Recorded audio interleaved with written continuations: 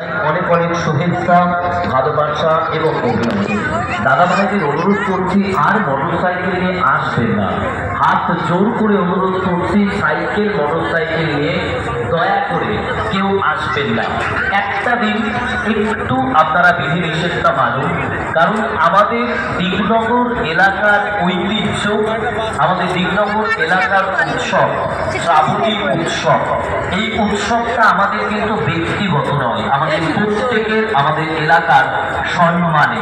তাই সকলের দিকে অনুরোধ, প্রত্যেকে আমরা নিজে সচেতন হয়ে প্রত্যেককে সহযোগিতা করব, মন্দির দর্শনে সহযোগিতা করব এবং যারা বাবার ভক্ত, যারা পবিত্র গঙ্গার জল নিয়ে আসছে তাদেরকে কিন্তু সহযোগিতা করব। তাদের নির্দিষ্ট লাইনে আমরা কিন্তু দাঁড় করাবো, কারণ নির্ধারিত সময় ঘড়ির কাঁটায়